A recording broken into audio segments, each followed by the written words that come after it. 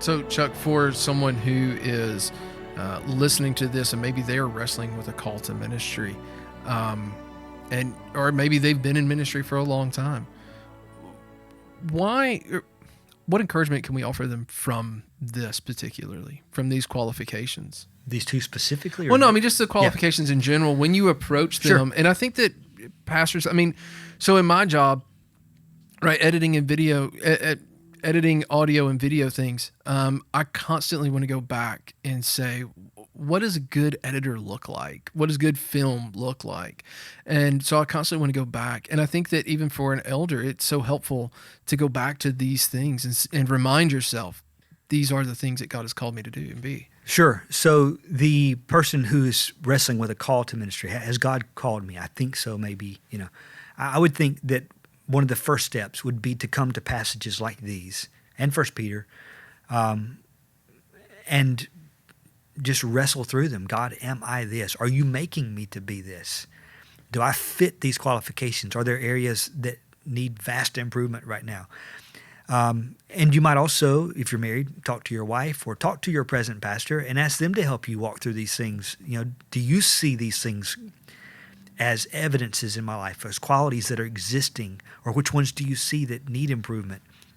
And then for the person who's already serving, I would think that it would be wise to regularly come back to these and look at them again and ask the Lord, am I growing in these? Am I still presently these things? And is there growth in these things? Because I think we may have mentioned last week, it's not like you study for an entrance exam, a test, and you pass, and now I don't have to care about it anymore. Well, no, you're an example to the flock. Mm-hmm. And if you want the flock to grow in these things, then you've got to run ahead of them. And you've got to grow in these things yourself. Yeah, and I think, too, that points to the benefit of a plurality of elders. Sure.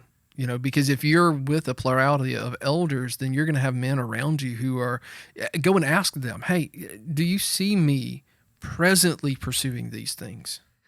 Yes, and then they are able to urge each other on, press. Right, as iron sharpens iron. So but for those who are not in the ministry or not pursuing being a deacon, for the layperson, what encouragement is there for them? Well, God gives good gifts to his church, and this is what they are to look like. And so you can ask the Lord of the church to give you these kind of men. You can and pray to for raise them. you. Make you more like for it. them, but even if you're not ever going to be that, make me more like it, sure, but raise up men who are like this. Yeah, absolutely. As we wrap this episode up, do want to say, last week, Chuck, you mentioned a 3-volume set by Al Martin.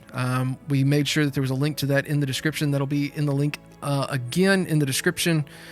There will be a link in the description again. Also a link to your sermon series. And we're going to continue that series, right? So we finished Portraits of the Church, Offices of the Church.